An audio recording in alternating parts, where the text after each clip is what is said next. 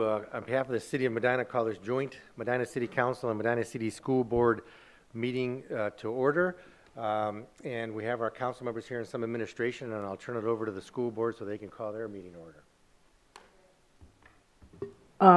This is a meeting of the Board of Education in public for the purpose of conducting the school district's business and is not to be considered a public community meeting.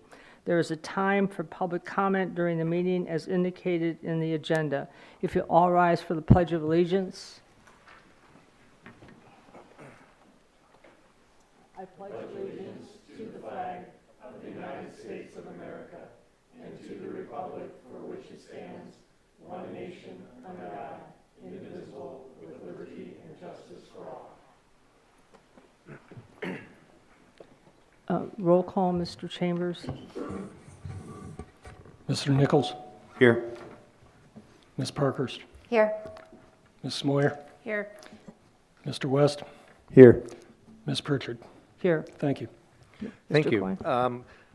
Usually, every year we try to have a joint meeting with the school board and with the City of Medina elected officials just to share the ideas, share what we're doing in the city, how that may impact the schools, and you can share with the city what you're doing at the schools and how it may impact the city, and determine ways that we can work together and maybe provide a better quality service and experience for our common residents. We all know that the school board boundary districts transcend the city boundaries, but you know there's still a great number of students from the City of Medina. So we believe it's important that we get together every once in a while, try to share ideas. I think that's what's expected of us as elected officials.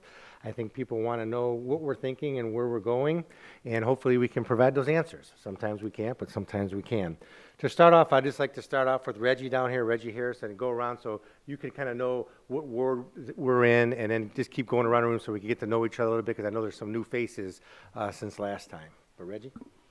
Good evening, Reggie here, Ward 3.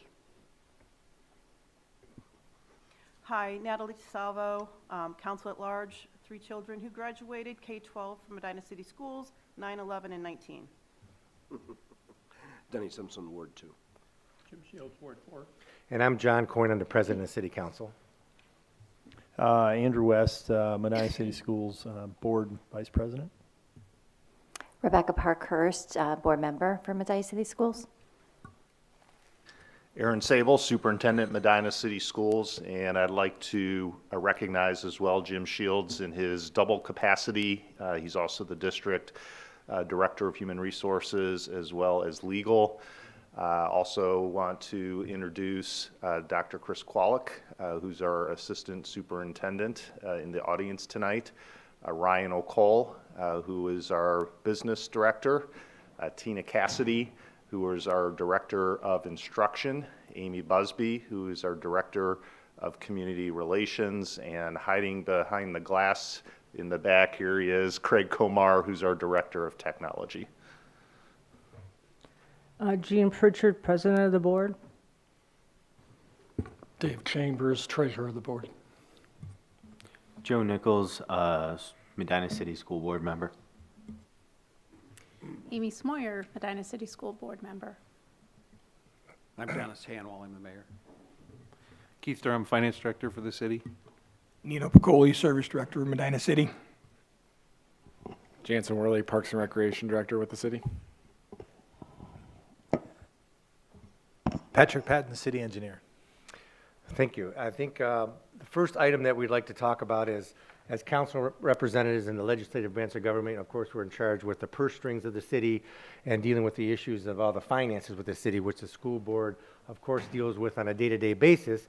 And this year, of course, is a levy that's going to be on the ballot to help address some of those issues and make a plan for the future of exactly, you know, what the money's needed for and, you know, how it's going to be spent and how you guys are going to manage the money. So we're very familiar with that, with the administration and the mayor and the council members. We go through a budget process, not unlike you. Just to give you a little hint of our budget process, we do a 5-year budget, and we project it out for 5 years, and we do something a little different than, I would say, 99% of the cities in Ohio. I think there's only 1 or 2 around the Cincinnati area. When a department head has a budget of $1 million, let's say, and they only spend $900,000, we let them keep the $100,000 so they can transfer it to the next year. and it's reappropriated for them. So if they have another project they want to do or have a special piece of equipment they want to purchase, they already have the money saved up for that. So it's not as if they have to spend it or they lose it. We try to encourage them to save it and spend it. So it seems to be working out pretty well. From our perspective, going forward, we're doing quite well with a 1.25% income tax that we levy on the city residents and the businesses. The employees of the businesses. We use that money, and we've seen a growth in the city over probably the last 10 years of about from 12 million to about 20 million in our income tax collections. Our city operating budget's a little smaller than the schools. Overall, with the enterprise funds and everything, it's around 50 million. And I know you guys are a little bit more than that, I believe. So, but that's kind of what we operate with, and we try to manage money as you manage money the best way we can to try to make those dollars go as far as possible. But if you want to give a little update on the levy and kind of how you approach the issue of your finances at the school board, that'd be great. Thank you. And I want to start off by thanking the mayor and the city by hosting us here in your beautiful facility. I remember when this was a pit here, but it's a great location in order to be able to host this meeting and the shared services that I know we're going to talk about in a little bit with Medina TV and technology and the flexibility that this site allows us. I did want to talk a little bit about our upcoming levy. Just like the city, we maintain a 5-year budget or a 5-year forecast, which we're mandated to do by the state. In that 5-year forecast, we have to show a balanced budget over the course of 5 years, which Dave Chambers, our treasurer, has quite a challenge in projecting out a 5-year forecast and predicting what the expenditures are going to be like. So I'm impressed to hear that the city does the same things, because it's my understanding that most businesses aren't projecting out a 5-year forecast just because of the challenges of doing that. And I think that really shows how fiscally responsible we are as a community to all of our residents. Our levy that's going to be on the ballot in just a short 3 weeks is issue 16, and it's for a 10-year emergency operating levy. That 10-year emergency operating levy is a 7.5 mil levy. It's an emergency levy because it's fixed. So any school levy that is for a fixed amount of time is considered an emergency levy, which means in 10 years, the residents would need to make a decision again whether they wanted to renew those monies coming to the district.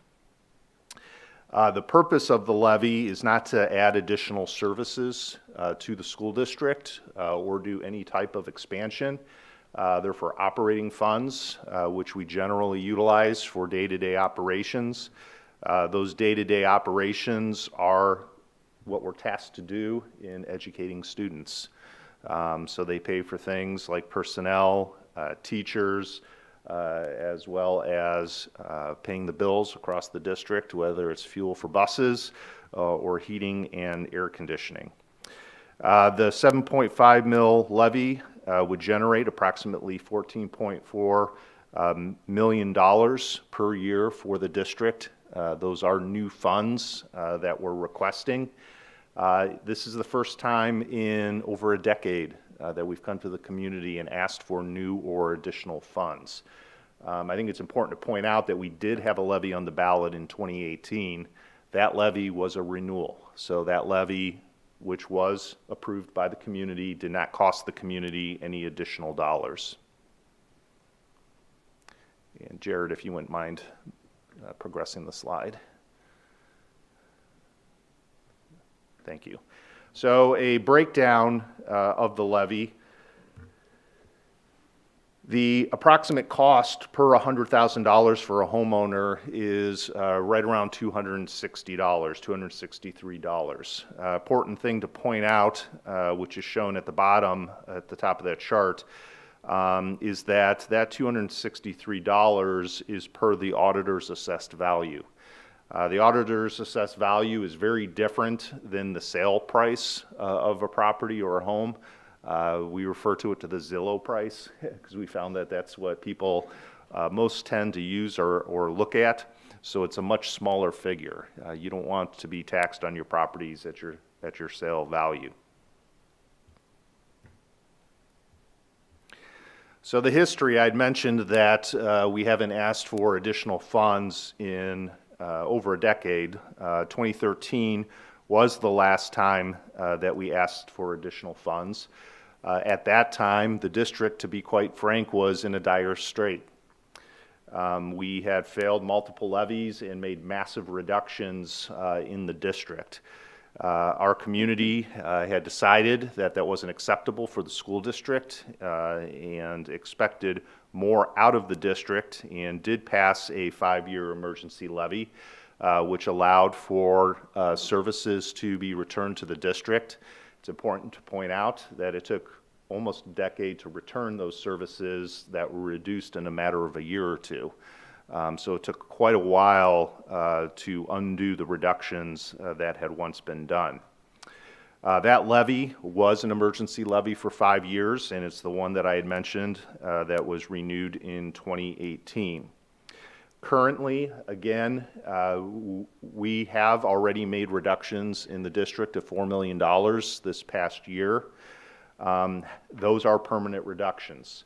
So our current needs is we are not looking for a levy or money in order to add additional programming or even bring the $4 million of reductions back that we've already made. It's to sustain what we're currently doing. We feel like we've had a lot of success in working with the community through the development of strategic plans, as well as our Portrait of a Bee, to develop great programming for our students. And what we're asking for the community is whether they want to keep that current programming in place.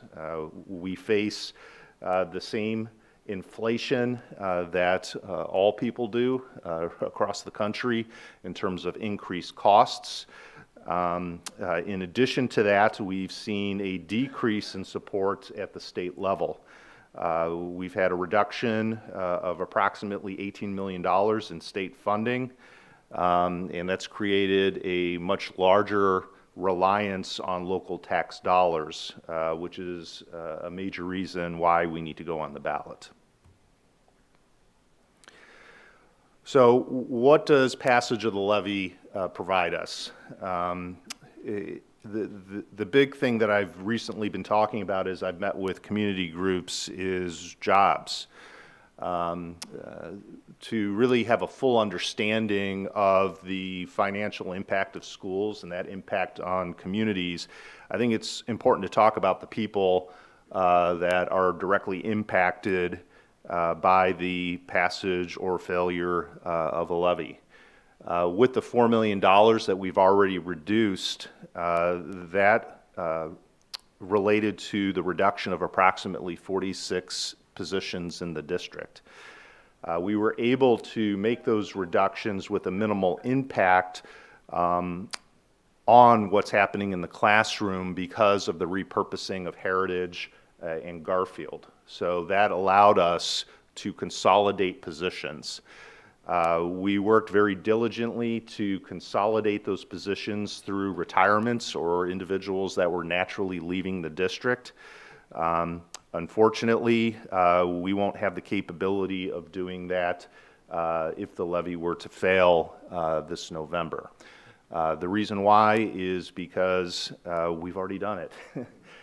We don't have the room to be able to repurpose any more of our buildings to do further consolidation in that format. $8 million in reductions is double the reductions we made into this year. We would be looking at approximately 71 additional positions. So when all said and done, going into next school year with a levy failure in November, it would be over 100 positions that would be reduced from the school district. And just from an economic standpoint and community standpoint, a lot of people don't realize, but we're one of the top employers in Medina City. Many of our employees live right here in the community.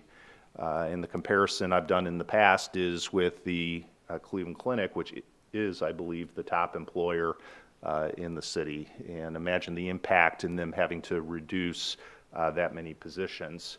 And it's really a domino effect. If people are working in the district, living in the community, and they're losing employment, that impacts their spending capability, their ability to do upgrades to their homes and properties. In addition, also maintaining programs and services. Again, to reiterate, we're not looking to add programming, we're looking to maintain programming. So things like our advanced placement classes, our elective courses at the high school, our teaming at the middle schools are all dependent upon additional dollars. History and tradition has really been a big point of conversation as I've spoken to community members. And that's because we would have no choice but to change the face of our district. We would be looking at grade level buildings, which would mean that each elementary building, which currently is a community building, would become a single grade level building. For example, Canavan could house all first graders. Northrop could house all second graders. So that's just an example. The big question is, why would we do that? It doesn't sound great for kids. Well, the reason why is because under our financial situation, it really is the best thing we could do to maintain the most stability within a classroom. Having as many resources as possible by consolidating all the grade level resources into one location. It also allows us to reduce more teachers and support aides in those classrooms, approximately 2 per grade level teacher-wise, while still trying to maintain some sort of reasonable class size within those buildings. The other piece is transportation. We would be looking at eliminating transportation to our high school, which is not state mandated. I don't know that we would have an overall reduction in our actual bus drivers or buses, because we would need additional transportation with the grade level buildings at the elementary levels in order to manage that new system. So reductions without the levy, I've already spoken on a lot of these, so I'm going to move through them fairly quickly. But the mandated financial reductions, I think it's important to point out that these are mandated reductions that we need to make because, like I said at the beginning, we have to have a balanced 5-year forecast. We are already in fiscal caution with the state, and Mr. Chambers and I met throughout last year in developing reduction plans to go into this school year. If we cannot balance the budget, the state will continue to come in and mandate that we make further reductions. We are trying to be proactive in looking at those reductions and recommending them to the board last month, because the last thing we want is the state coming in and telling us how to make those reductions. Because the state, to be quite frank, doesn't care about the people. They're looking at numbers, they're looking at space. Example I like to use with this is several years ago when we were looking at the possibility of getting some funding from the state for facilities. We elected not to do that because they wanted to change and restructure our district. They actually were looking at making our high school a 6 through 12 building and expanding the high school into the large parking lot in front of Ken Duke's. And that's because they look at doing things that's, again, the cheapest way to do it, which isn't always the best way to do it for our students or our community. Major redistricting, I had already mentioned. A piece of that I did not mention is the transition of our middle school. We currently have 2 middle schools in the district. It would be transitioning Root into an upper elementary, a 5-6 building. Again, that's a consolidation model allowing us to reduce more people. In addition to that is transitioning Claggett into a 7th and 8th grade junior high, not a middle school. A middle school in the education world is more of a building that's guiding and transitioning students from elementary to high school with unique programming like teaming to help work with their social and emotional skills in order to prepare them for the high school, where a junior high is more of a mini high school. So it's a very different structure.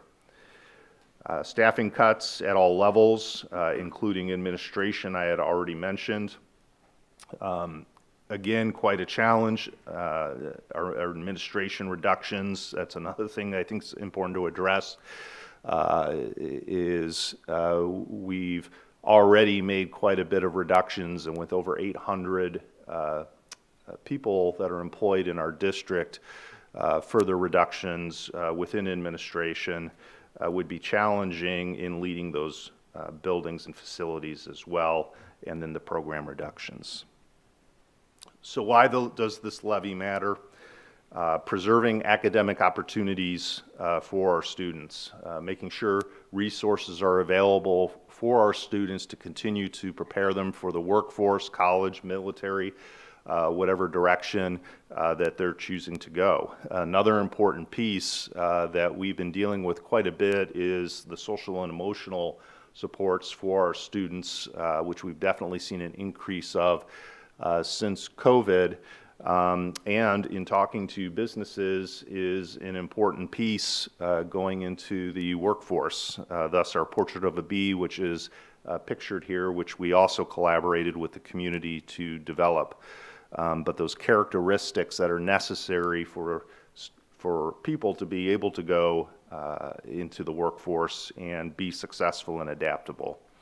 And of course that goes into investing into our future. It's really a symbiotic relationship between school districts and their communities. We've met with the Board of Realtors, and they'll tell you the #1 reason why families choose a community is because of the quality of the schools. So the quality of a community and the quality of schools go hand in hand. That falls right in line when you look at things like property values and how good schools affect positively property values. And then it's continuing the tradition of a thriving community. This is a place that I know everybody sitting in this room is extremely proud to be a part of, and it's because of the way that we take care of each other here in Medina as well as the surrounding communities. I think this meeting tonight is a prime example of that. So investment in the future, it really starts at the base level with community investment. Right above that is strong schools and then bright futures. And when I say bright futures, it's not just for our students, it's for the community as a whole. If you'd like more information, more detailed information, we do have a lot that's available on our website, which can be accessed through this QR code. And I encourage you to go on there and visit that. Also, my door is open. We've been spending a lot of times over the past several months trying to get out in the community and answer questions and have the difficult conversations. But we're really at a crossroads. Our community, our residents have a big decision to make here in November. And it's whether they want to continue with the tradition of what's been in place with our school system, or whether it's a decision of it's time to go in a new and different direction. Any questions? Well, no, thank you. I think that that was very informative. I think it clarifies the importance of what we as elected officials are tasked with, right? We are put in a position and provided funds to try to make certain segments of the community the best we can make them. We're in charge with the city operational functions. You're in charge with the school functions. And you only have so many resources to do that. And in order to do it effectively, you know, we have to work together, right? And not only is it the financial issues that we're trying to make a determination of, and every decision that we both make are so very vital to the success of the community. Because if we make the wrong decision or make a decision based purely upon trying to save as much money as we can that has a direct impact on the quality of life of our residents. And in order to make sure that the quality of life of our residents are balanced with the financial needs, we have to make some of these decisions. And it's always very important that we want to strive to be the best we can so that we can be that so-called shining star in Northeast Ohio. And that's hard to achieve on limited funds, but we try to work it in. One way we do it, and this is a great segue into what we're talking about here tonight, is that we try to collaborate. Now, it used to be that governmental entities, no matter what type they were, never got together and collaborated. If you guys wanted to buy some copy paper, you would buy it, and we would buy our own copy paper. We would have two separate purchasing systems that probably cost twice as much. And so there's things that we could do together, and we do together, that try to save money for the public. And I think that's the most important piece that we all try to work towards as elected officials, because this is, when you say a politician, this is what you get. We don't trust you, right? We don't trust you. So we have to take steps and make decisions to build that trust. And this is one way to do it. We try to figure ways, well, how could we save money? If I was a resident, what would I want to see? And this is the type of atmosphere we want to see, is trying to work together. And with the mayor's leadership, we have a whole list of collaborative efforts that we could probably go through, and I'll turn it over to Mayor to talk about a little bit, that we work with the schools to try to figure ways, how can we save money for the community? Because it's not the city and the schools, we're all in it together. We just happen to be operating on different boards, but it's all the same money. I don't know about you, but when I go into my pocket, I pull out the money, it's the same money I pay no matter where it goes, it disappears, right? So I want to make sure it's spent properly. So this is kind of what we go through, and I think it works very well. So I'll turn it over to Mayor Hanwell if he wants to add a few things and maybe talk about some of the collaborative efforts that he's been involved with. Well, just recently, the high school added with a grant, added a new police canine, and then the city was able to partner with the Thomas and Jill Lincoln Foundation to get the cost of the canine vehicle donated as well. Thomas and Jill Lincoln have a foundation in town. Thomas was a special deputy at the Sheriff's Department, and in the foundation wording, he had a great affinity for police canines. So the foundation has helped us with that. We've recently increased to 3 full-time school resource officers, so we're not sharing one between the middle schools. We have one at each middle school and one at the high school. So I will not read the entire list. I know it's provided to the school board members and the city council. What I will say is sometimes I think we take it for granted that we're just used to it and this is how we do things. But I can tell you it's really quite an anomaly because what I have witnessed in the last 10 plus years is, and no disrespect, sometimes people are looking to move on, but as members of your administration have gone on to be principals somewhere else or are vying to get a superintendent position somewhere else, the first thing I receive is a phone call from one of those school board members saying, we keep hearing about these collaborations that the city and the schools are doing, and we'd be interested in seeing that. The second question is, how do you get them to do that? which is totally off what it's about. And then it's kind of a learning process of, we don't get the school board to do anything, and the school board doesn't get the city. We work collaboratively, look at things of how can we support each other, how we can help each other, how we can save taxpayers' dollars, whether it be city, school, or both. As Mr. Coyne said, it doesn't really matter where those tax dollars are coming from, but if we can do all of these things more effectively and efficiently, as the public looks at that, if it was our own households, this is how we would do it. And I think they expect the same of us. So I'm very proud of what we're doing. We're always open to think about or look at other ideas and options, be it equipment, be it staffing, be it shared resources. But currently I think we have close to 4 pages of collaborations. I thank you all for your willingness to work with the city and the city administration and the city council because again, this is a partnership. And it takes the right personalities and a willingness. Without those, it wouldn't work. There has to be trust and benefit to both. And I think we've, excuse me, we've proven and shown to each other that's really what makes this work. Yeah, I'm not sure what your experience or some comments you may have regarding the relationships that have been garnered throughout the years, but as the mayor indicated, we work hard, and he's correct. There's over 38 examples that we found ways to work together, and I'm sure there's more. We just have to be more creative, and that just takes time. Yeah, and if you don't mind me speaking up, I think what Mayor Hanwell has said is very true. This is a special place and special community. In my career, I've had the opportunity to work in 4 or 5 different districts and have never seen this kind of collaboration before.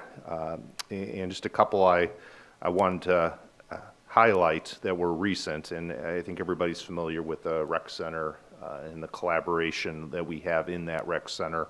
I think what people don't realize is the conversations that go into that facility and working together to manage and make that facility better for students and for the community. And it really has been a flexible, conversational approach. The 2 that stand out to me, and I know I'm going to steal Andrew's thunder with one of these, but it's one of my favorites.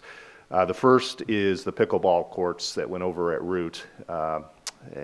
And I believe the city was able to obtain a grant and was looking at a location in order to put pickleball courts in. We had tennis courts over at Root that we had probably, I don't know if the city was even aware, we were having lots of conversation even before we were approached by Jansen of what are we going to do with these courts, and it just worked out perfectly. Every time I go over to Root, it's filled usually with seniors on the court playing pickleball. And then in addition to that, our students in PE classes are going out there and utilizing the facility. And the second one just occurred, I believe, last winter. But we had heavy snowstorm and sidewalks over by Union Square that just weren't being cleared. And students were having to walk in the streets. And I think it was Ryan talked to the city and collaborated, and we just got our maintenance guys out there together and cleared the sidewalks for the kids. But it's that kind of relationship that you definitely don't see everywhere. Thank you. I would just like to, on behalf of the board, like to thank the city, mayor, council members, and all department heads for their making Medina a better place by joining forces to help the community and students. The rec department and the parks, the after-school program that you have instituted this year has been a big help. The second grade swimming program, which could become law depending on what the people in Columbus decide to do. The new pickleball courts, I mean, that was a need, as Mr. Sable said, for both of us. We needed to fix the courts. People wanted to play pickleball, and we were able to save money. Obviously, the new police dog, she is a huge hit. She was at the choir concert last night, and people wanted to play with her more than listen to the choir.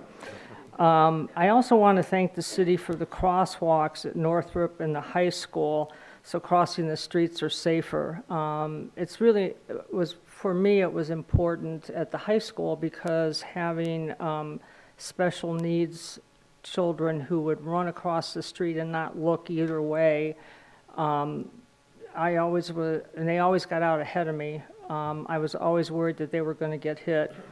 And then, as Mr. Sable said, the snow removal, that was great. As I drove through the town, I was wondering how people were going to jump the curbs. But I think this collaboration shows everyone that the schools and the city can work together to better serve the public and really save money for both of us. So I want to thank you all for doing this.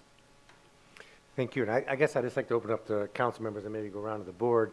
If you have any comments you want to do or anything you want to add, just, you can add it. We don't want to be here all night. I don't know why he was looking at me. I just wanted, I just want to say that the last 2 school years, I was a sub-teacher. I retired early from my real job, and I was a sub-teacher, and I had the opportunity to be a sub-teacher in the Medina City Schools. What I found was those administrators, the teachers, the other employees that I had the opportunity to interact with, and I was in every school, were absolutely wonderful. I didn't meet one person there who was employed by the schools who did not take a full-hearted interest in their job, in the students, in working with one another. I enjoyed doing that, a little bit to my surprise, I might add, but I really enjoyed being a sub-teacher and having the opportunity to work with those wonderful people that are employed by the school district. So I just want to say that, and Mr. Komar, I don't know where he went. My daughter is, he was her favorite teacher way back when he was a teacher. My daughter's now 31 with 2 children, both in school now. And I love the fact that we still have the same people, a lot of the same people. We've been able to keep this community going along. I did live through the last budget cut, and it took until my son, who graduated in 19, it really took that long to get everything back to the level that it was, and I would really hate to see us revert back to that. So if there's anything we can do, if there's anything I can do, I'd be more than happy to help. Thank you. Thank you very, excuse me, thank you very much for joining us tonight for this joint meeting. And Mr. Zabel and the board, I just want to thank you for your presentation on the school levy. I think I can speak for my other colleagues on council. We support the levy 100%. Over the 20-plus years that I've held this seat, when I talk to constituents when they've moved in newly to Medina, I said, what brought you to our town? I said, and inevitably, each and every one of them, I mean, there's 3 things: schools, healthcare, and churches. And Medina has the best of all. So, you know, I wish you the best of luck. As Natalie said, if there's anything we can do to support your effort. I know it's a short time to go, but to the election, but we do support your what you've done so far and what you're planning to do with when this levy passes. Thank you. Obviously, I deal with both sides all the time. I do want to thank Reggie, and I want to thank Paul Rose, 2 of my council members that I talked into being subs, because we were so desperate for subs. So thank you both for coming through. Paul's not here tonight.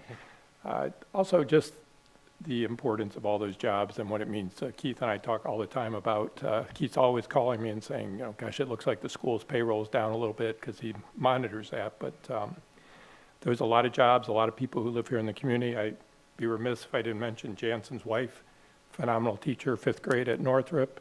Keith's wife, phenomenal prevention coordinator at Claggett Middle School that does so much for our Claggett students. And Keith, I can't tell you, I constantly thank you for Deanna coming our way. And then Denny's got a daughter-in-law who's a teacher, who's a very good longtime teacher at Heritage and now Canavan. And it's just a lot of overlap and makes it for a really great school district. And just want people to know that how much it's on so many different levels that we cross paths with each other here, the schools in the city. I've been here for 25 years, and I can tell you, my wife and I, when we moved here and we're getting ready to start a family, it was partially because of the schools. And Medina is a nice community. We love it. Probably aren't going to leave anytime soon. And Mr. Sable did steal my thunder, because it was 2 winters ago, but I talked to Mr. Shields about the sidewalks on Union, because I was driving my son to school and I saw these kids walking in the street. People are zooming around them, and I was kind of worried that they were going to get hit. And he's like, well, there's not much. But then magically the sidewalks were cleared, and it wasn't, well, who's going to pay for anything? It was just, let's get it done. Maintenance staff and, the city got involved, and it was done very quickly, and then the kids didn't have to walk in the street. So that's what's nice. Let's just get it done, and, you know, we're all here together, so, thank you. Thank you again for the opportunity for us to be here tonight and to share the levy information. My family's lived in the community for 21 years, and my kids just graduated from the schools. Like you mentioned, we went through the last time it happened, and as Mr. Sable said, it took 10 years to bring it back. That's not going to happen this time, unfortunately. If it does not pass, the services are not going to be able to be brought back like they were last time, and I think it's important for the people to understand that. It's going to be devastating. And that's why at the last board meeting, we passed the resolution for what the cuts would be, just to make people aware of what will be lost. But I do want to thank the city and the district for the collaboration. The list, I know that's out there, the board knows what it is in the city, but if we could get that out to the public in some way, I think a lot of community members may not know to what degree we do collaborate, especially people who are new to the area. I think that would just be great to inform them. And then also, I think whatever opportunities we have to continue for more collaboration, I appreciate the opportunity to do that. Well, thanks, Jared. Did you hear that? Can we post the list on, when this airs, you could post the list so people can see it? We appreciate that. Yeah, you know, kind of plus one what everybody else has said. And yeah, in addition to what Becky said, you know, you guys had asked, hey, whatever we can do, let us know. Really the biggest thing is being an additional megaphone in the community for the school district.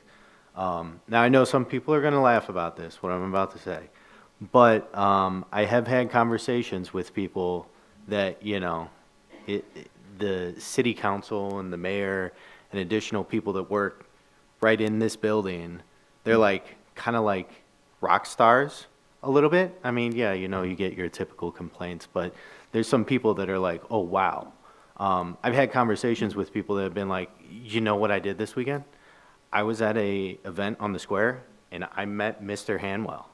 I'm like, yeah, I've met him a couple times. I've shaken his hand, you know, I've said, hey.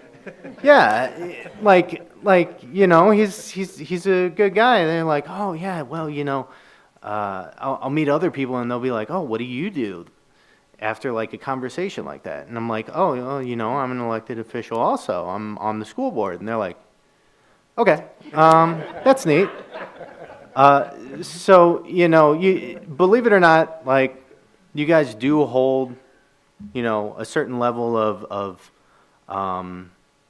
trust and faith in the community that, you know, we really try to do that here, but, you know, schools are always suspicious. Politicians too, but, you know, schools are extra suspicious, right? So that's the big ask there. And everybody that has come to the school board meetings, I mean, they've heard me talk about this a million times, right? I moved here to Medina in 2018. Yeah, 2018, because it was right before my son was born. But before that, I lived my whole life in Valley City. And I went to Buckeye, and some people may or may not remember, because sometimes we all have short memories, right? Buckeye was on national news for getting rid of busing and had like, 12 years of levy failures basically, and we were one levy away from having the state come in and go, all right, we're blowing everything up, you're working with the bare minimum, here you go. And, you know, I'm not saying that we're there at Medina, but having just a conversation in our levy talks of like, hey, at some point, the state could come in, we don't want that. Like, I've lived through almost getting there as a student. That's not where we want to be. So, you know, I appreciate you guys bringing us in, having these conversations, talking about collaboration, and, you know, maybe potentially giving us another space to talk to, additional eyes, possibly online, in person, just to have those conversations and get that information out to. So yes, definitely be a megaphone for us. That's the biggest ask I can have. Word of mouth is top-notch marketing. And the last thing is our collaboration, like everybody has said, is fantastic, right?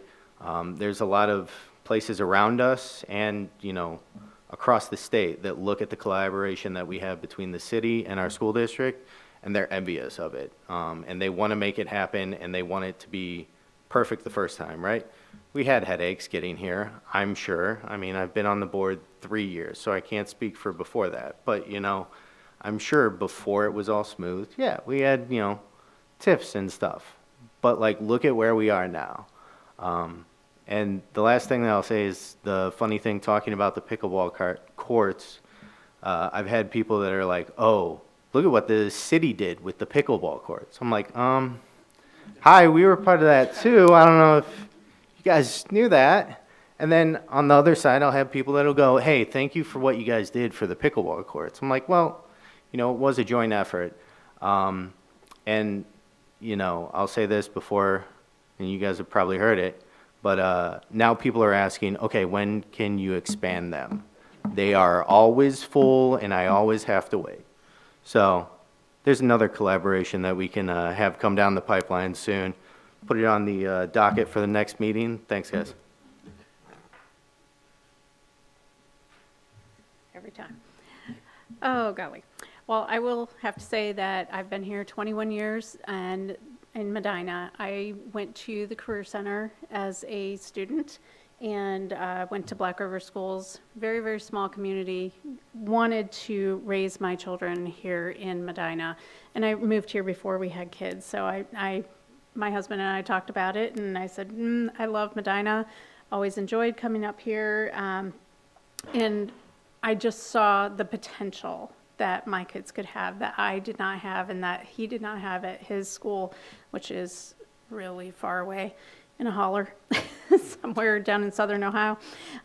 But, we love it here. We had the opportunity to move back to Black River School Districts just because my parents have passed away and we inherited land. And we've chosen not to. Because we love it here, we love the schools, we love the opportunity that our kids have and had. My youngest is now a senior, so we will be moving out of the school-aged children, but we'll still be quite involved. But I do love how much the city does work together. One of the things that I have on my things for board communication is about the Partnership Council. We get together once a month, I'm sorry, 3 times a year, not once a month, but 3 times a year with the city and with the schools, and it is a fantastic collaboration. What's going on with you? What can you do to help? What can we do to help you? So it is a fantastic partnership. So again, just like what he said, just help us to get that word out there to everybody. We appreciate it. Anybody over there? Nino? Jansen? Keith? I did want to, before I worked here at the city, I was with the state auditor's office, and I will say the collaboration that we see here is not something you see everywhere. I worked in a lot of school districts, a lot of cities, and so on. I also want to say, the people don't, like Mr. Coyne referred to, about the people don't see it as a school board in a city. I get calls from people that live in the part of the city that's in Buckeye School District every once in a while that ask me why they have to pay the income tax because their kids don't even go to my school. And I'm like, well, I can transfer you over to Mr. Chambers. I guess you can talk to him about that. But, what my point is, I don't mean to pick on those people. They don't see it as, the city does one thing. They see it as government. They take care of these things. So they think they appreciate that collaboration. I just want to say briefly to the school board members, you don't hear this very often. I appreciate what you do. I've known some people who've served on the school board. I've known people who've run, and I've always kind of looked at them like, really, you want to run for that, huh? And I always say school board is a little bit like being the long snapper on a football team, because you'll never really hear somebody say, hey, the football team's doing really well, because every time they need to punt, the long snapper, he puts the ball right in the punter's hands. You don't hear that. The only time you ever hear the long snapper's name is when he sails one over the punter's hands and the team gets a safety. And school board is a lot like that. You just don't hear a lot of people. So when Mr. Nichols commented on, you know, how people see elected officials. Yeah, the only time they hear about you is when it's not good. And so I do appreciate what you do. And then, you know, I graduated from Medina, and I have 4 kids that will graduate from Medina. And if you want to feel really old, they will be in the classes of 2037, 39, 40, and 42. Wow. Well, okay. No, thanks. Nina, you have anything to add? Real brief, I think there's a lot of great information that was presented tonight, and I work with the school folks in the collaborative efforts, and I can't say enough good about Ryan and his staff, and Jim's always been helpful with all the endeavors that we proceed with. Thank you. I'll keep it brief. I appreciate the school board for what you guys do to work with the city and give us the opportunity to operate the rec center. You guys have been instrumental the last several years with a lot of the improvements that we've done to be able to bring our members back and be able to increase our revenue at the facility. We are almost at 9,000 members. We haven't been there in a really long time, and our revenue is doing really well. Through the additional collaborations and utilizing space, we've been able to expand our programming and better meet the needs of the community, and none of that would be possible without your guys' assistance. We've actually been investing our own money into improving the facility to repurpose rooms and things of that nature because of the success that we've had with our memberships and programs. There's a lot that goes on behind the scenes with operating the facility. I work with Ryan and Chris an awful lot, and your janitorial staff, and there's a lot of behind the scenes work there, and we're appreciative of all that. The only other thing I wanted to mention was there's a lot of kids that utilize our parks and our school grounds, if you will, for youth sporting activities, and that collaboration, runs really deep, because without the additional space, whenever they need space, I'm able to get a hold of Ryan or other staff at the school to make sure that it's available so that they have a place to play. And the more successful those organizations are, they're essentially feeder programs for the school district, and most of those funds are staying and coming back into our facilities. So thank you. All right, well, thanks. I guess we could wrap up this joint session meeting so that the school board can continue with their meeting. We appreciate the opportunity to meet with you. We'll try to do this at least once a year. I think it's important that we keep the lines of communication open and come up with better solutions for our residents and our members of the community. So I want to thank you. We'll take like a minute break here so everybody can get out. We'll take like about 4 minutes. Okay. Okay, 4? Okay. 4 minutes. Thank you very much. Okay.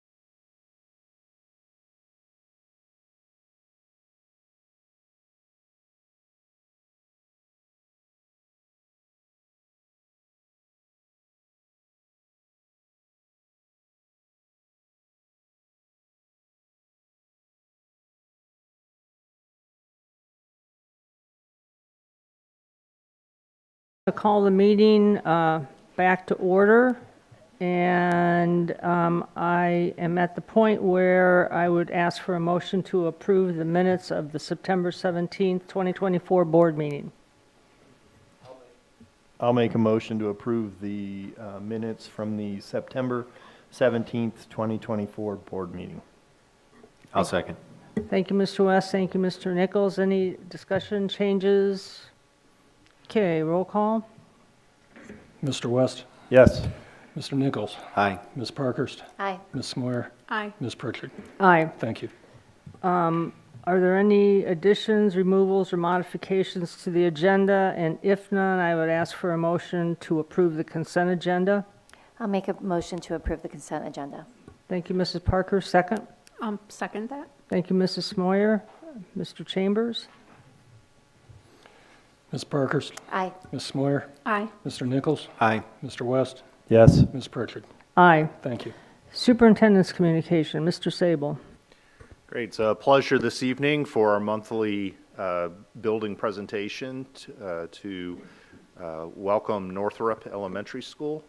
And Principal Dudez, thank you for coming to the back, or you coming to the front for tonight's presentation.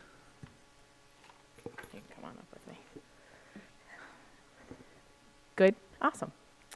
Well, good evening. Thank you for allowing us to come here this evening. I'm Amanda Doty. I'm the principal at Northrop. I've been privileged to be there since the building has opened and have been the principal. This is my third year now. And tonight we have the pleasure of sharing with you a little bit about some of the things that we do to really embrace every student every day. And I think it's really fitting that today is Unity Day. We're here in our orange, many of us. And on Unity Day, it's not just about kindness and acceptance and inclusion. It's also about awareness and understanding, because that's really where those things stem from. We at Northrop feel really strongly that understanding another person is truly what leads to all of these other things. And so we're going to share with you a couple of examples of the things that we do to support all of our students at Northrop. First, I'm going to introduce Alicia O'Neill. She is our district assistive technology and AAC consultant. She's going to tell you a little bit about what that means. She works with students across the district, and we have several of them at Northrop, who utilize different communication needs because their communication abilities are different than some other students. So I'm going to turn it over to Alicia first. Awesome. Thank you so much, Mrs. Doty. So like she said, my name is Alicia. I am absolutely loving working in the district. This is only my second year, but what an amazing experience it's been so far. So I'm very thankful to be here tonight and speak to you about something that is near and dear to my heart, and it's actually AAC Awareness Month. So this is a really cool timing for me to get to be here tonight. So we're going to share an interview with a student at Northrop. Like she mentioned, we've got several students in the building who communicate in different ways. One of those students, his name is Chance, and he's going to share some things about himself with you. So he's communicating in some different ways that you'll see. Maybe some things that you've seen before, maybe some things totally new to you. So let's check out what Chance had to say.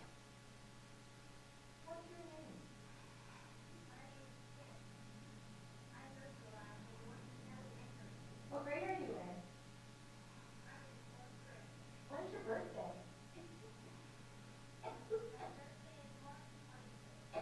How old are you? And we've got a little bit more from Chance. Hey, what do you like to do at school? We're at Northrop. What fun things do we like at school? Tell me, what fun things? You like to read? What do you like to read?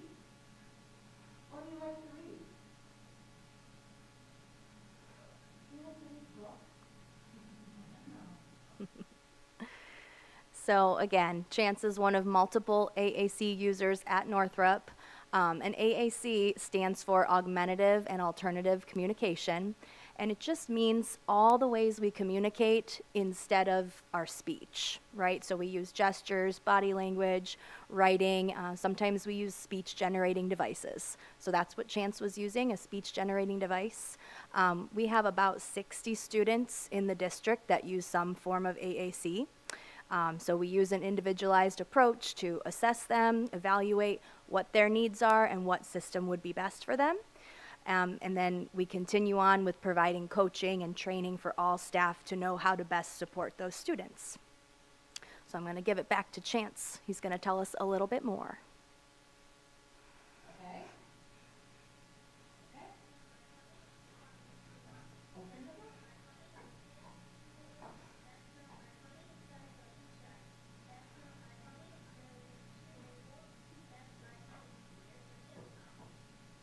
Good job. All right. What else do you like to do that's fun?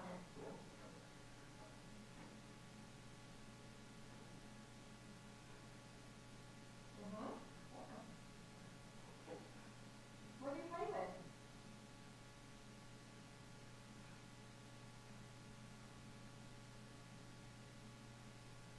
You like to play with the farm animals? Wow, that sounds like fun. Yes, he does.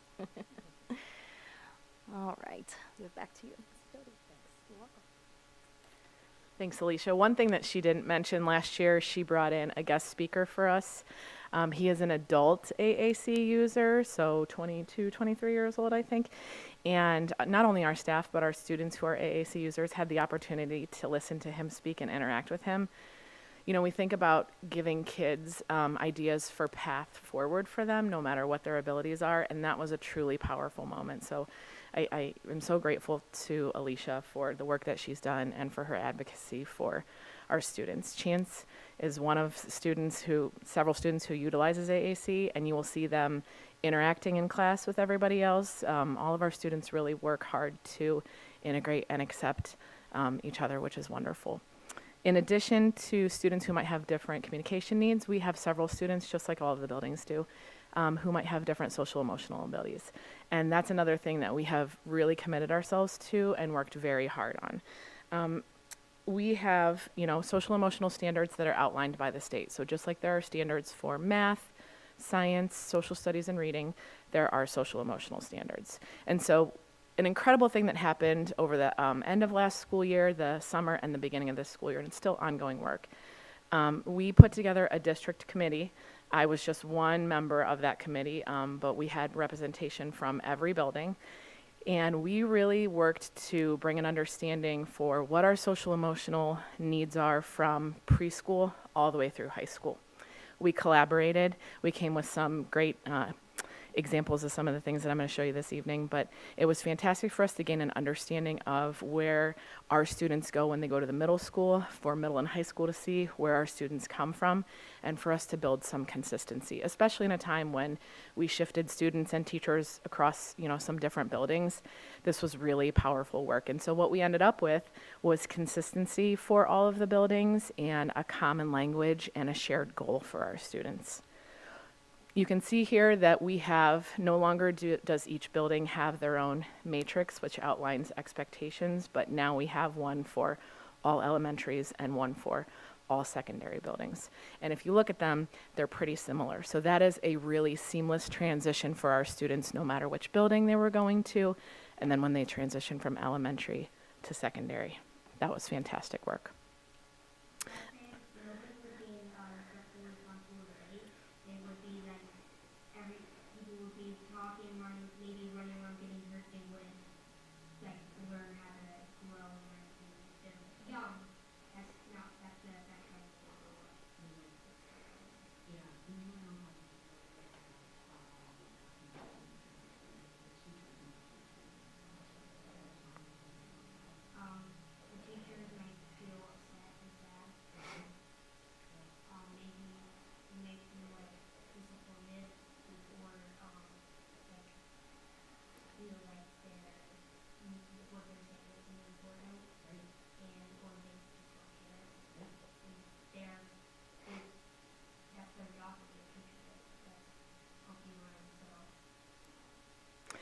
That's Harper. He is a 5th grader. He came to us as a 2nd grader and is one of the students that has really committed himself to working on his social emotional skills. And the amount of growth that he's made in the years that he's been with us is remarkable. To be able to talk here about why expectations are important when sometimes for some students those are tricky. It's a gift that we have students from the youngest age and we get to work with them for multiple years because then we get to see the growth that they make.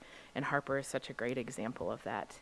These are some of the strategies that all of our elementaries are implementing this year. So it's not just about teaching kids what the expectations are, but it's about helping them identify their feelings and giving them tools to utilize when they might not be feeling in their best learning brain.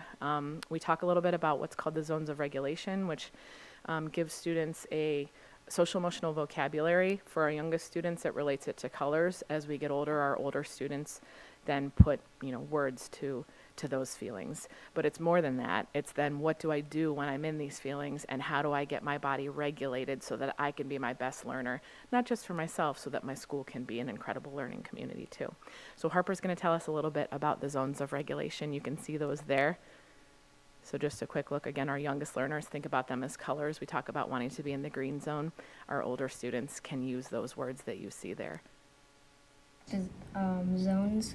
I think they help me understand, or this is the yellow, red, green, or blue zone. Let's just say I'm in the green zone and I'm happy. So the green zone, how I know I'm in the green zone is when I'm happy, calm, feeling okay, focused, and relaxed. The red zone, mad, angry, terrified, and devastated, out of control. If I know I'm in that, I can just take a deep breath and then maybe go into the green zone.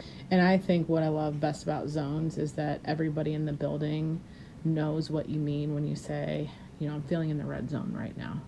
Yeah. Right? And when you say that to a grown-up or even another student at Northrop, what do they do? How do they respond to you? They're like, oh yeah, here, take a deep breath here. Do you want to go in the corner real fast, to fidget around you and walk around the school Okay. once, and maybe that can get your frustrated out. Yeah. Frustration. They give you ideas for strategies. Yeah. Yeah. I think what Harper touched on there is the strategies that we give kids. So not just to identify how you're feeling, but what to do about it and how to get yourself to a place where you're ready to be your best self. This work comes through a shared commitment by everybody.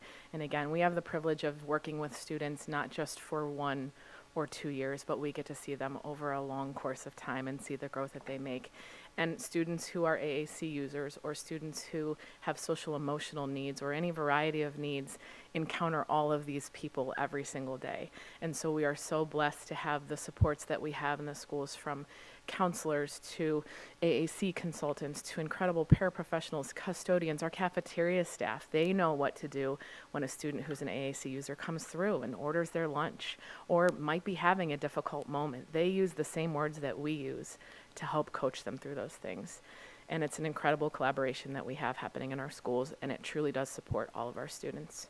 When we think about how it connects to Portrait of a Bee, you can't get any more deep into talking about how to be a respectful communicator, how to think about the differences that you might encounter in people when you leave the schools and when you do get out there into the real world. And we think about resilience. Some of these students have difficult moments, but they know how to push through because of the tools that we've given them. So I'm really proud of the work. This is not just happening at Northrop, this is happening across the schools, but I thought it would be a great opportunity on Unity Day to really show the work that we're doing to include and accept every single student in Medina City Schools. Thank you.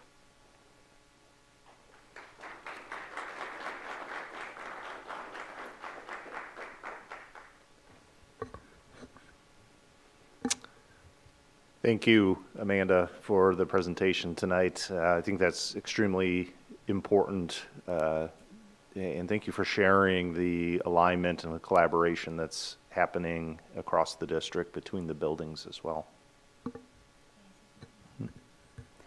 Thank you again that was a fantastic presentation. And I think, sometimes I'll hear in the community people here social emotional learning, and they don't really know what that is or what it means. So this put explanation as well as children's faces and what we're doing and how it affects them as they grow up and get a job and get out into the workforce. So I appreciate you tying all that in together and tying into the portrait of the bee. Thank you for all that you do. And I'd like to invite to the back our athletic department, Todd Hockey and Mason Harper, to provide an athletic update. I know I'm not Todd or Mason, but I'm going to go first because I'm going to introduce them. But I wanted to start with just tying this together too. Amanda talked about social emotional learning, and that continues not just in our academics, but also in our athletic department. So if you go to the next slide, I wanted to congratulate Todd and Mason, and actually the whole athletic department, and Todd will be the first one to tell you that you never win an award just by yourself. And so our athletic department is a part of that team as well. But we want to congratulate the athletic department on their award, the Bruce Brown Award of Excellence that they received this year. So in the next couple weeks down at OSBA, they have a separate conference they'll be at that they'll receive the banner that they'll get for part of this award. But I wanted to start the meeting today by congratulating them for getting that award. And if you go to the next slide, a lot of this award, which is the highest award an athletic department administrator can receive, is the culmination of all those activities. So including not just the student athlete, but all the things they do to become that student athlete and the department as well. So making sure they demonstrate best practices in all those pieces, not just becoming an athlete, but the education-based athletics. So a lot of the things we do in our athletic department that Todd Mason do, that their department does, is about the whole learner. So it's not just about the performance on the field, but what goes into that. Making sure we develop the whole athlete socially, emotionally, all those things. So I thought it was a great tie into Amanda's presentation as well. And then I also wanted to, unbeknownst to Todd, add that I received a letter in the mail too, thanking Todd for something that nobody would, he's not going to be very happy, but he doesn't always tout himself or the things he does. So if you go to the next slide, I wanted to also make the board aware that the Greater Cleveland Soccer Officials Association sent me a commendation for Todd because he took his time on a Sunday to go. They had asked him to come to talk about, there's a shortage of officials right now. And what they wanted Todd to come talk to the referees about on a Sunday during his own time is what is the perspective of the school and what do we need to see from officials. And so I wanted to make sure the board was aware of that too, because a lot of what athletic directors do and assistant athletic directors is put in time none of us know about. So it's the time late at night, during the week, on Sundays and on Saturdays. I know Todd was just down at golf as well. So it's a lot of the things we don't see. So I just wanted to thank them for that as well. And then Todd and Mason are both going to share about a new athletic app as well, which are all, again, behind the scenes things we do here at Medina to make the experience better for our student athletes. Thank you for having us here tonight, and again, to my dismay, but I didn't come here for accolades. That's not what we're here for. I want you to know that. I'd rather be like the gentleman said during the joint meeting, the long snapper, or the people behind the curtain who make things happen but are not out front, because what it's all about is our kids, our community, our student athletes. They're the stars, they shine, and what we do behind the scenes is to give them the opportunities and experiences that we're very blessed to have here at Medina and in our school district. Again, the Bruce Brown Award of Excellence. Bruce Brown was a coach, athletic director at Uniontown Lake High School. He unfortunately had a battle with cancer that lasted a while, and he passed away in 2020. And he was the first executive director of the OI AAA, which is the Professional Development Association for Athletic Administrators in the state of Ohio.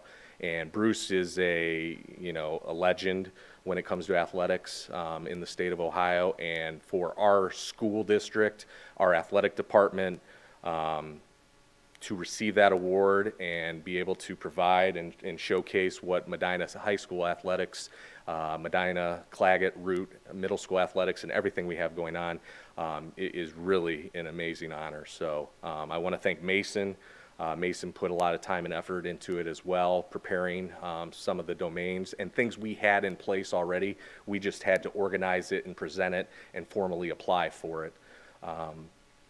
And again, I would be remiss not to thank Sandy Eisenman, our secretary, Donna Toth, one of our secretaries that helps with facility scheduling, and all the support from people, throughout the school district. We appreciate it. And again, it's an award that we hold very dearly. But again, the team is being recognized, which is a great thing. We will talk about the app real quick. I'll have Mason he's more technologically sound than I am some days. But this is an app that we put together. It's part of always progressing and getting better with our communication, and it's something that we have used in the past. We have a website that medinaathletics.com, which we have always utilized. Before me, Jeff Harrison had put it in place, and we've continued to grow with it and expand it, and this is the next step to it as well, having an app on your phone. You can always access the website and get the updates of scores, articles, showcasing our teams, our coaches, our players, everything going on in the school district. Now what you have is an app that actually is easy, very simple to download on your phone, and you can still get schedules, articles, photos. When we celebrate signings, teams, all that stuff can be now at your fingertips, which is great. And when we update our schedules, Mason with Root and Claggett, myself with the high school, we update those schedules every day. And we input those scores. Hopefully you see that. And again, we think that is vastly important to this community because it not only showcases varsity teams, it also showcases our JV, our freshmen, our 8th, our 7th grade teams, every level. Because it's not just about varsity, scores on a Friday night, Saturday morning paper, every day. It's about every athlete in this school district who puts on the green and white to participate and compete. So I'm going to let Mason talk a little bit about the app. Thank you.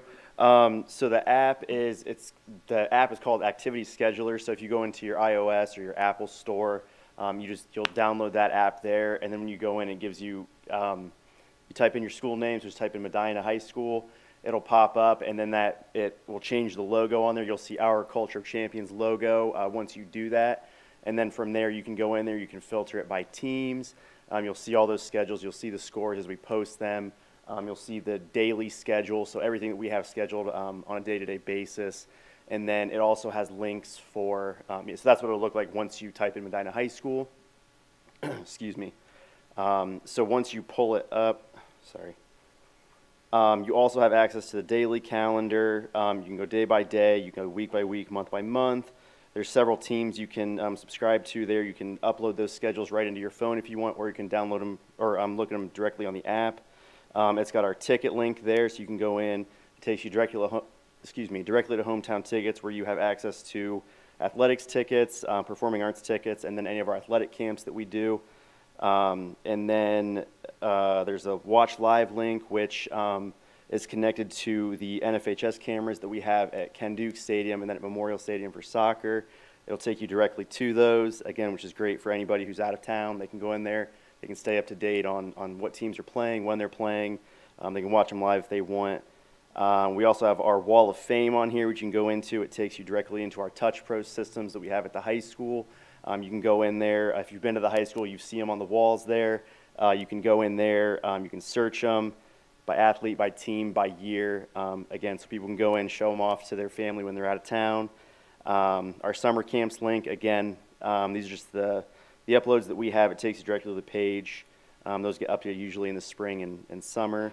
And then there's also a team shop in there. So if anybody wants to go in there, they can purchase some Medina gear as well. So that's what I have. Thank you. Thank you. And again, it's a way to keep up to date with what's going on in Medina athletics around the community and our school district. And again, an update of our fall sports, kind of to tie it all together. We've had a successful fall. It's hard to believe fall season is coming to a close. The first 9 weeks is coming to a close. We have won 4 of the 9 possible Greater Cleveland Conference championships this fall. Those being girls tennis, girls cross country this past weekend, as well as boys golf and girls soccer. So those are the 4 that we have won, and that will be more than any other GCC school this fall. Nobody else will have won 4. And again, we continue to be at the top tier and the top echelon in our conference among the schools in the GCC. So we're very proud of that. And you know, as Chris had mentioned, I had the opportunity and privilege to go down to Dayton this past weekend.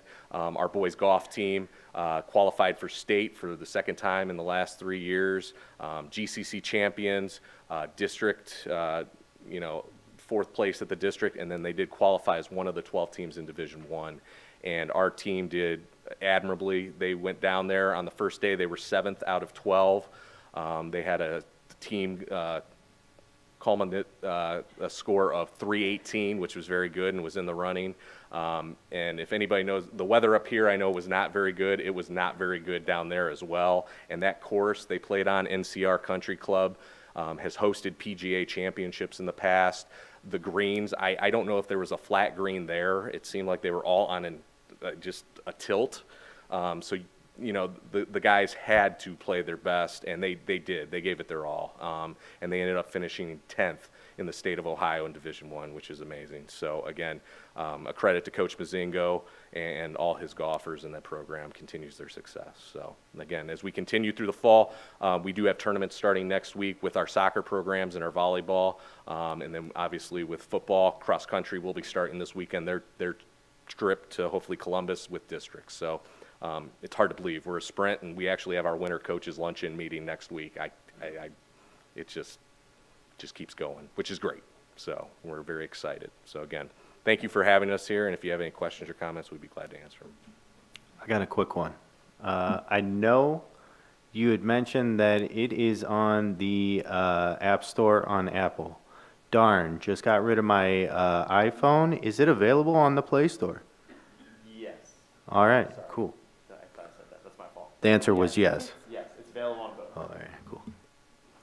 Congratulations to you and your department for all of your achievements. We appreciate all that you do. And thank you for showing the app. I actually downloaded it while you were giving the instructions, so I'm excited to get into it more. Will there be other direct or instructions available if people aren't able to tune into this meeting? Where I saw Mrs. Busby had it in her minute that it was coming, but there weren't instructions there. So I'm just figuring out how we can get that out to the community. I'm sure they'll be excited to get it downloaded. Yeah, we'll I know we've talked with Amy, and we'll put it into our principals' newsletters and things like that. So if anybody has any questions, we will gladly give them those. We have them hanging outside of our office too, so if anybody needs to email us, Sandy, myself, Mason, we can definitely get them that information. Great, because there might be community members also who no longer have students that probably, you know, they go to football games and would like to have the information as well. Yep. So that's a great feature. Thank you. Oh, And the scoreboards. we have added QR codes to the scoreboards for games, so hopefully if they're attending games, they can see that as well. Thank you. Yeah, I highly recommend the app. Todd and Mason introduced it to me maybe a month ago, and we have so many athletic activities going on a nightly basis, and to be able to quickly look those up and drop in and see our student athletes before a board meeting or another late night meeting is really nice. Next, I'd like to invite Tina Cassidy to discuss our professional development day that we just had on Friday.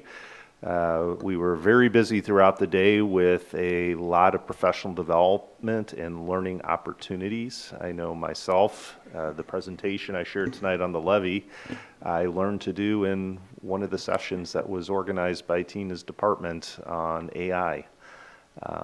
And how that can be utilized in helping to instruct students. So, thank you, Tina.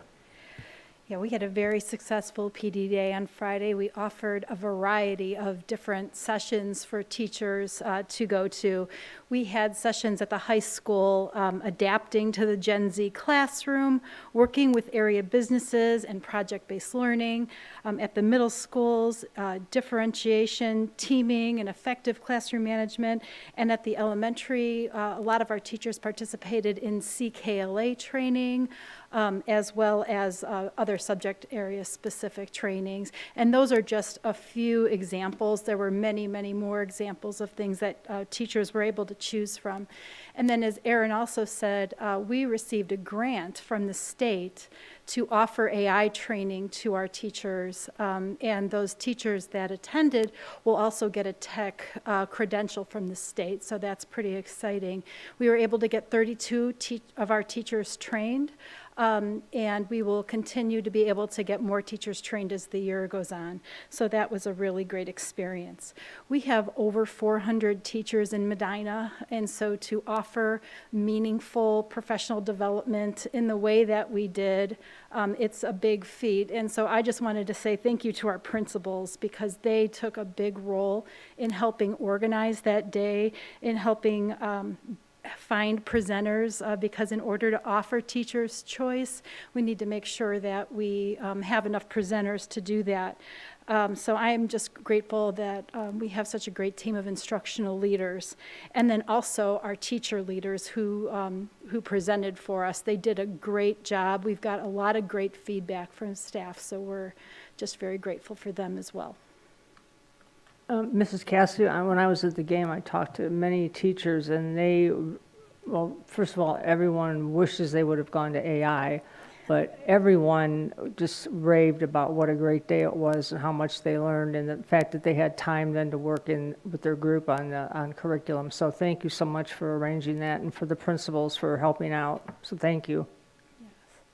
And again, they'll be able to do AI, so we're going to have another session in January. We did secondary this first round. We're going to do elementary in January, and then we're going to have another one in, like, right after school lets out in May, that will be open to everybody or anybody who wants to come. So, thank you. Yeah, I'd like to thank our building administration as well, and I can't emphasize enough what Tina said about them being academic and educational leaders, but going and visiting the sessions and seeing our principals and associate principals leading those sessions and collaborating with teachers on classroom curriculum is a big part of why we're successful, and it's a big mission of ours as well, that our building principals really do have a lot on their plates, because we ask them to not just manage their buildings, which may have been the traditional way to do it, but also be educational leaders, which they truly are. Last thing I have, I'm not going to go into detail in regards to the levy. We shared that at the top of the meeting in our joint meeting. I do want to remind our residents and our parents to go out and vote at the upcoming election. Like I said, there's two pathways for the district following the election. So our community has a really big and important decision to make in regards to what our future will be in the school district as well as a part of the community. Thank you. Thank you, Mr. Sewell. Mr. Chambers, Treasurer's Report. Yes, if it pleases the board. The district bank balance decreased $6.07 million in September to $62 million. This is $7.4 million below last year at this time. 5-year forecasted revenues were above last September by $549,000. All revenue sources except public utility personnel account for this increase. 5-year forecasted expenditures were above last September by $1.3 million. Personal services and supplies and materials account for this increase. Also, the personal services increase is due to having 26 pays this year, 27 pays last year. The sales tax fund balance decreased to $5.06 million. The district spent approximately $193,000 in September on roofing. The district received $30,000 as reimbursement for the prior purchase of scoreboards. I know this interests you, Ms. Pritchard. The rec center capital fund balance is steady as the district had no activity in September.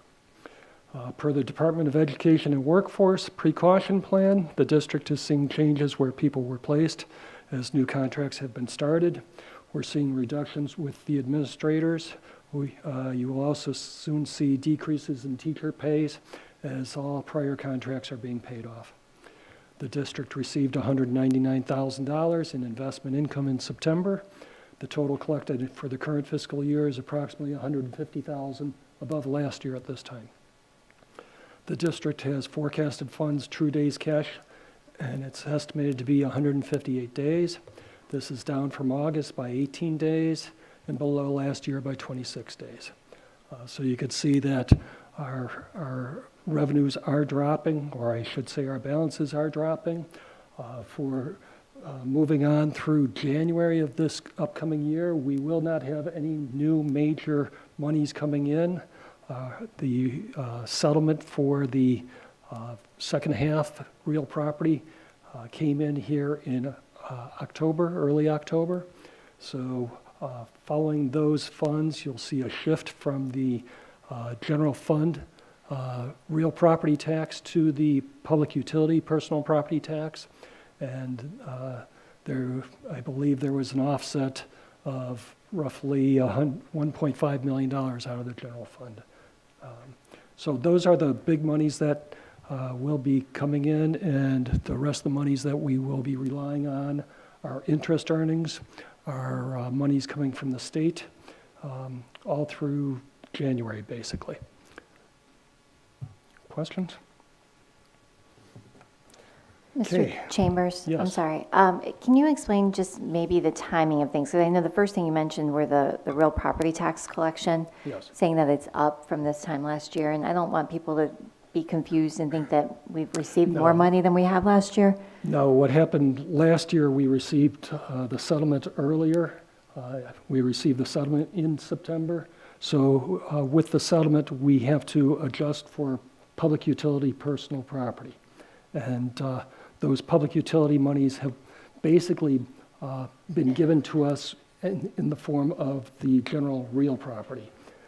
What you'll see when we give you the October financials is the total amount of general real property will be reduced and the public utility will be increased.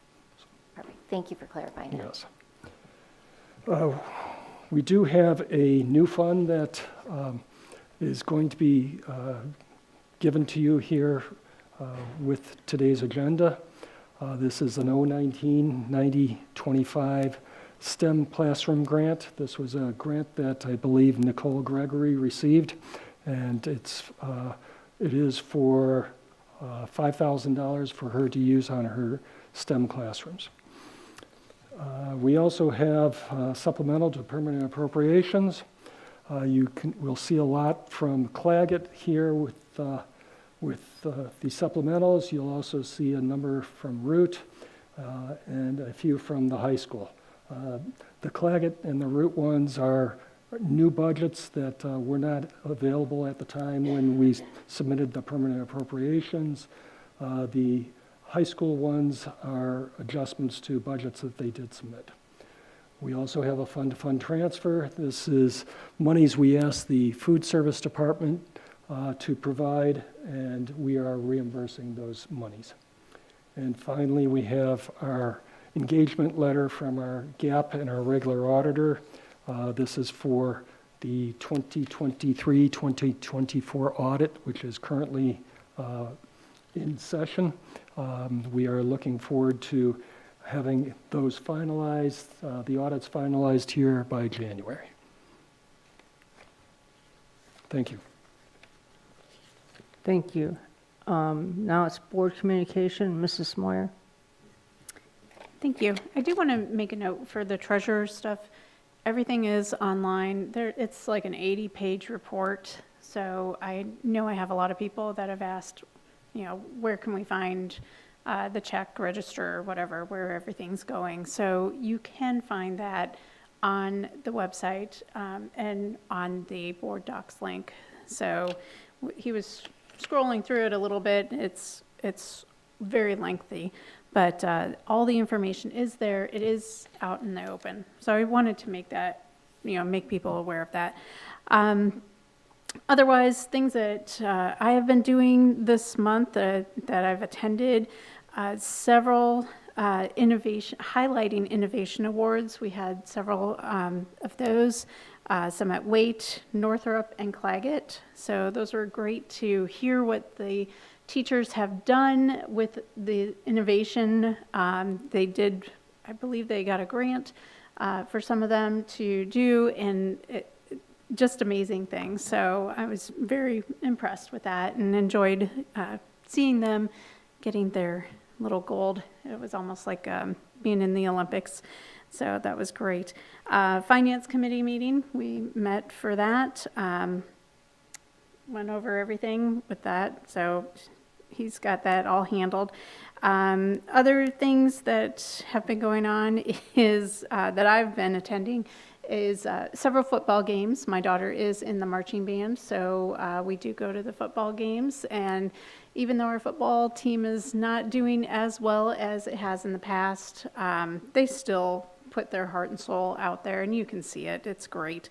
And this past football game was kind of heart-wrenching with a lot of kids getting hurt. So, but the band is always there for the halftime. They're always there to cheer on everybody. And I will say that the band, it has my heart because, not just because my kid is in it, but because these kids, we went to a band competition and they are doing fantastic. But at Revere, we had the hurricane. It went through, started at the time that the Revere band competition started and ended right at the end of it. And these kids marched through that hurricane rain and they played their hearts out, and they had the overall, they got the overall championship. So our Medina bands really are fantastic. Our whole arts community is fantastic. Let's see, otherwise, one of the other things at the football games that I want to mention is the student council. You see them working their hearts out at the concession stands. They have so much fun, but they are there to make money for the prom, for everything that they do, including, and I know that this was a big thing on social media this past week, was the fireworks. So I want to just restate that the fireworks were paid for by student council, not by the school. Comments were made about that it, while everybody's seeing and hearing the, all the fireworks going off, and there's thinking that the school has paid for them. So I just want to reiterate that the student council kids work really hard to raise those funds. So it is not paid for by the school.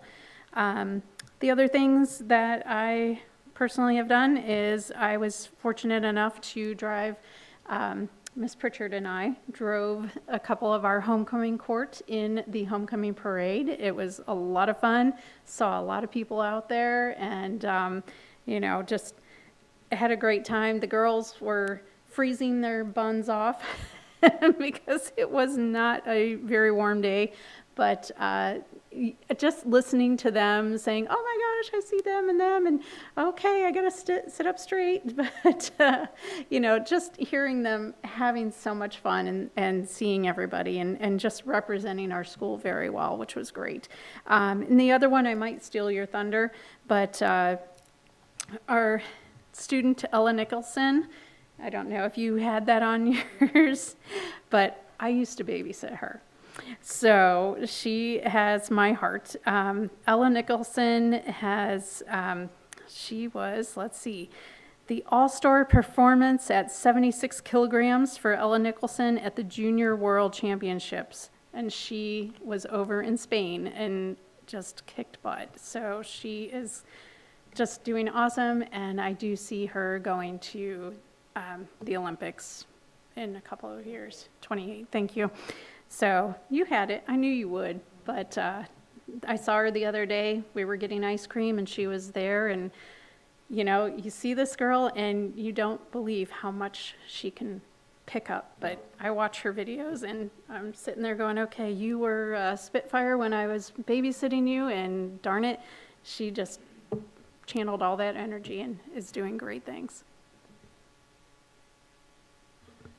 Mr. Nichols? I dozed there for a minute. No, you're good. I was about to jump in. I wasn't going to put that one on you.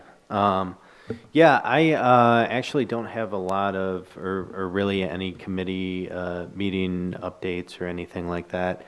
I had work kind of intervene with some of the times, and then unfortunately we ended up postponing the curriculum meeting that was supposed to be Monday. So, I mean, the best that I got is I attended a joint meeting with the city and the school board, but I think most of you know that, so I'll yield my time. Thank you. Mr. West? Thank you. Thank you, Mrs. Pritchard. First, we had a facility update meeting on October the 3rd. Mr. O'Call gave us a bunch of updates. We talked a little bit about the levy. I'm not going to talk about that because we've talked about it in nauseam. Heritage, the playground is complete. I don't know if he's finished the punch list, but there was a punch list of a few things left to get fixed up, coat racks, some door hardware. Update about Garfield. We now have our boardroom at Garfield now, which is nice. They have a couple things with some speakers and grills for the speakers to put in. They're also looking at projects for the summer of 25. There was a lot of roofing projects that they're looking at. We have some roofs that are at the end of their life and need to be replaced. Also possibly some paving at Northrop, and he's also working on getting a recycled tire grant through the Ohio Environmental Protection Agency, or trying to get one to help with replacement of the track at the high school. And that could be up to $300,000, so they're working on that. Been to a bunch of football games. It's nice to go to games and see all the community out. You park your car and people are tailgating in the parking lots and, you know, cooking burgers and everything. So it's nice. Every time you go, you see that. And it's nice that the community comes out for that. On the pickleball courts, I drive by them every day coming home from work, and they're always full. So that was to earlier. And then finally, I got the pleasure to mow the cross-country course again this year for about the 10th year in a row. I drive my mower down the street and then go mow around the Canavan, so they have a nice, almost green-like track. The runners like that, and the coaches like it too. So that's about it. Thank you. Mrs. Parkhurst? Thank you. Hard to believe that fall is here, and it's finally starting to feel like it. But want to congratulate all of our fall athletes as they wrap up their seasons, especially girls tennis, soccer, boys golf, and the girls cross country teams for winning the GCC championships. For our boys golf team, earning 10th place at states. That's fantastic. So we wish the other teams best of luck as they continue during tournament time. It's really exciting to see them out there. And the only other thing I want to say is remind everybody to go vote. I know Mr. Sable said that, but it can't be said enough. It's important. Make a plan. Early voting is happening right now. You can go to the Medina County Board of Elections website, find out the early voting hours. There's voting on election day. There's also absentee ballot. So make a plan to make sure you get out there. Your vote does count. Make sure your friends, your family, your community members, your neighbors, if somebody needs a ride, please offer them that ride to get them to the polls. So every vote does count and matter. Thank you. Are you sure? I always reserve the right Okay, to. just want to make sure. Thank you. Because I don't want to get in the middle and then, first of all, I'd like to congratulate Varun Rodriguez, who was a National Merit semifinalist, and Medina High School also had 3 commended scholars, Maxwell Dudley, Hannah Fox, and Lily Wilson, and Hannah Fox was the homecoming queen, so congratulations to her. The Medina Students of the Month were Meadow Firam and Caleb Sundermeyer. I've been to 8th grade football and volleyball and freshman football. I've decided that in anything below high school, I mean, in like below varsity, nobody punts the ball. They just keep going for it, which was somewhat annoying because you know they were not going to make it from where they were, but it's okay. But I mean, we need to get some punters out there is all I'm saying. I want to congratulate the Claggett 8th grade girls volleyball team for winning the GCC tournament. I went to Ace for Grace, which is run by the girls volleyball team, the parents, and all the, like a lot of student groups. It was a wonderful night and the gym was full. They played Brunswick. Unfortunately, they didn't come out on the winning side, but I've seen them 3 or 4 times. They have really shown a lot of improvement and some real, I would say, spunk out there. I went to the choir concert last night, and as I said, the choirs were great as always, but the dog was really the hit. Everybody just loves the dog, including me. I want to thank all the students, staff, and alumni for the great homecoming parade, and a special thanks to Vicki Kenya, a graduate of Medina, for all her hard work that she puts in with the parade and working with Mrs. Busby to make sure everything goes well, and Mrs. Busby with her signs and her cones out there so everybody knew what was going on. The Career Center Student of the Month was also from Medina, Lily Lamarca. She was in Engineering, Tech, and Design. We had 3 students from Medina through the Career Center who are part of the Junior Leadership Program, Hayden Fortledge in Sports Medicine, and Elena Zabel and Sophia West in Allied Health.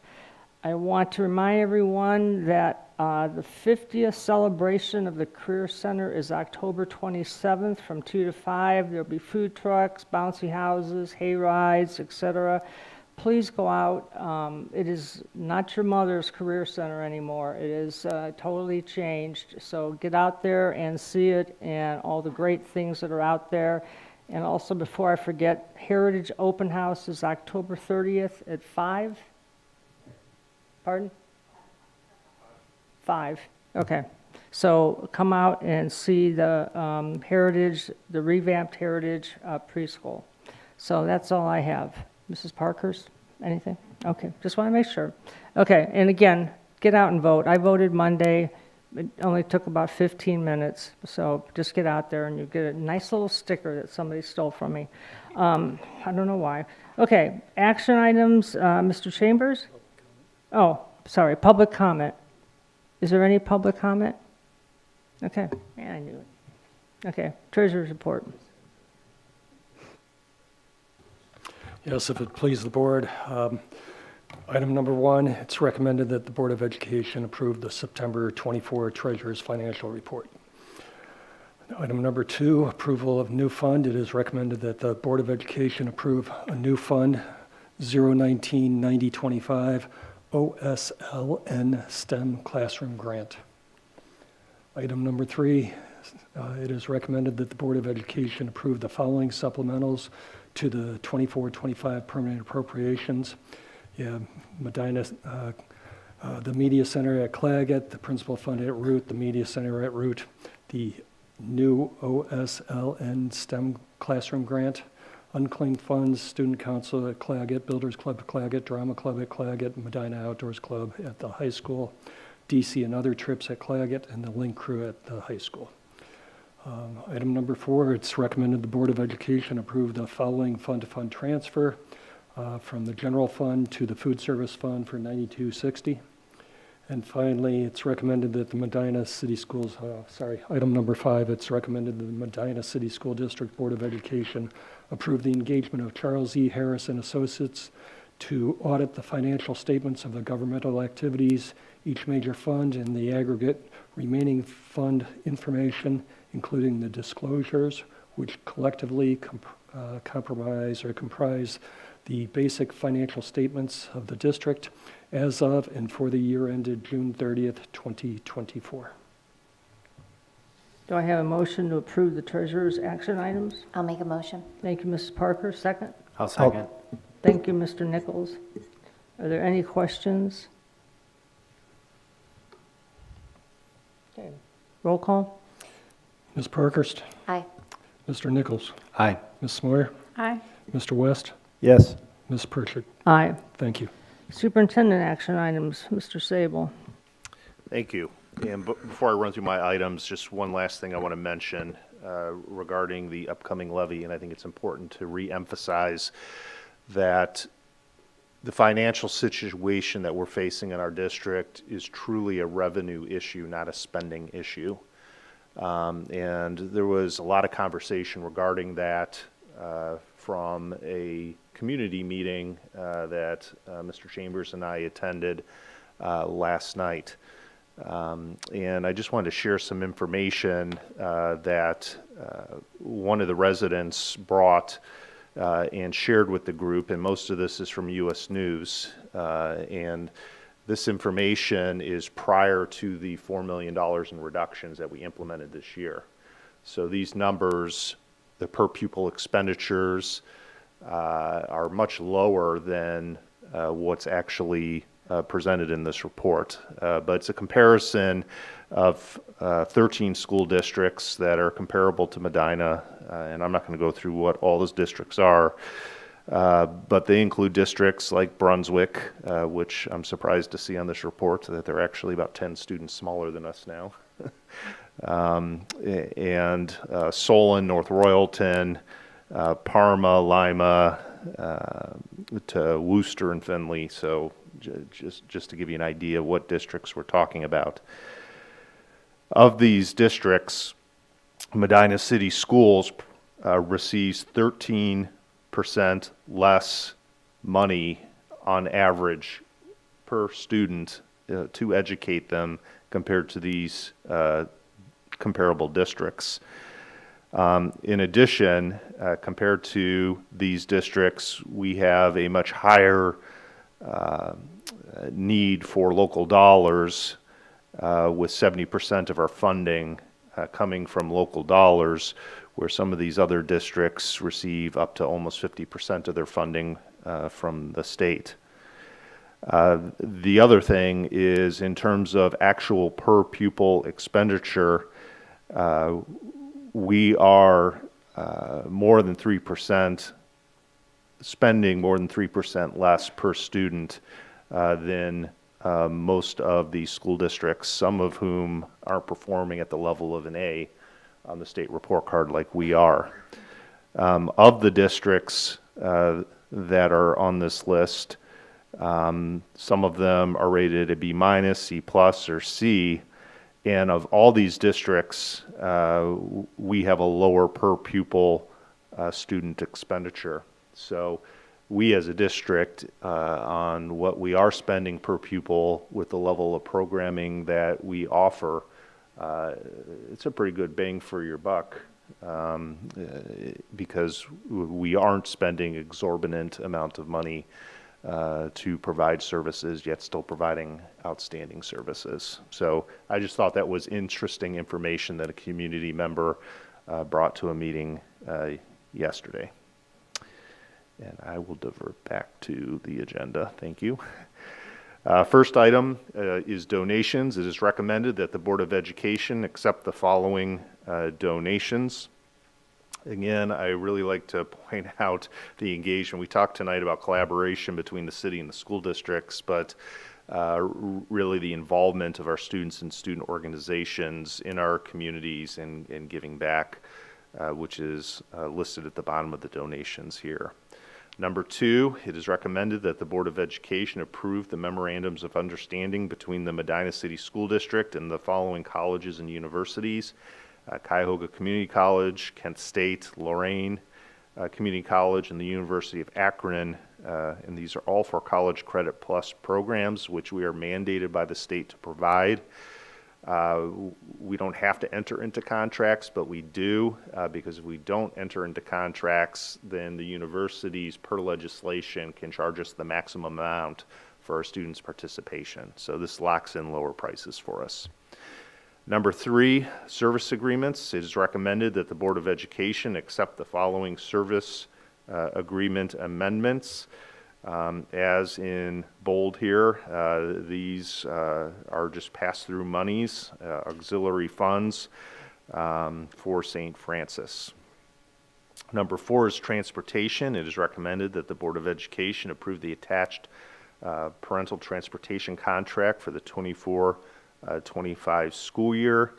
It's important to note that when we do these contracts, they're generally specifically for students with special needs, and oftentimes this is a cost savings measure for the district in terms of transporting the student due to various factors.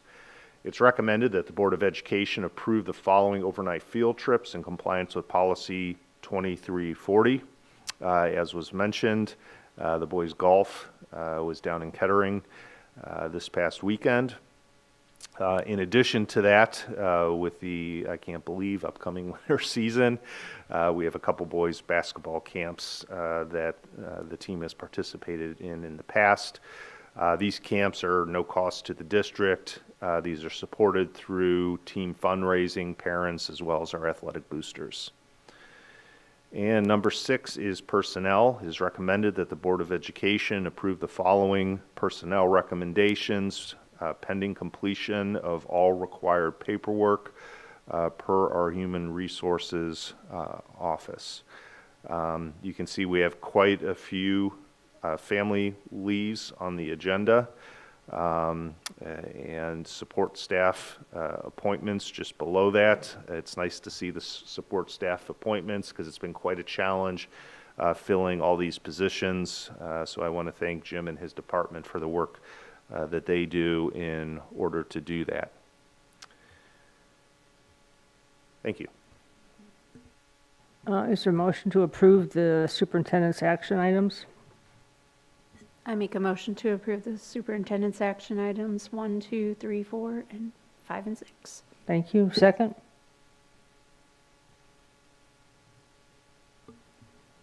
I'll approve, or I'll second superintendent action items J. Thank you, Mrs. Smoyer and Mr. West. Is there any questions or about any of the items? I just want to make one comment. I appreciate the administration when it comes to the CCP contracts, actually contracting with the universities.